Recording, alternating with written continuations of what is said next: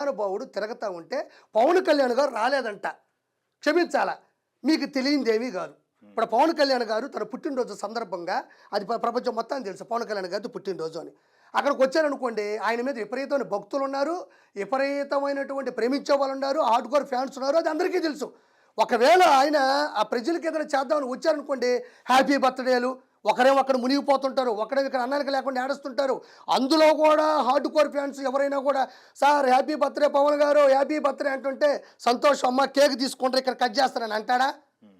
ఇప్పుడు పవన్ కళ్యాణ్ గారు అక్కడ లేకపోతే ఏమి, 6 కోట్ల రూపాయలు డబ్బులు ఇచ్చాడా లేదా, అక్కడి నుంచి వీక్షిస్తున్నాడా లేదా, అక్కడి నుంచి పర్యవేక్షిస్తున్నాడా లేదా, అక్కడి నుంచి పద్ధతులు పాటిస్తున్నాడా లేదా? మనిషి ఎక్కడుంటే నీకేందమ్మా, మనిషి ఎక్కడుంటే నీకేముంది? 6 కోట్ల రూపాయలు అందించాడు అక్కడ.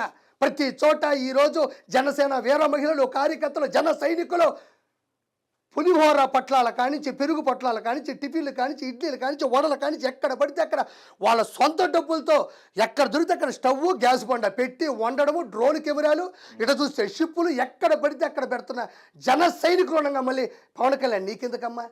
పవన్ కళ్యాణ్ ఎక్కుంటే నీకెందుకు? 6 కోట్ల రూపాయలు ఆంధ్రప్రదేశ్ నుంచి తెలంగాణ స్టేట్కి కూడా 1 కోటి రూపాయలు ఇచ్చిన చరిత్ర పవన్ కళ్యాణ్ గారిది. నీ అన్న ఆడున్నాడు, స్క్రిప్ట్ రాసుకొని నెలలో ఉన్నాడు.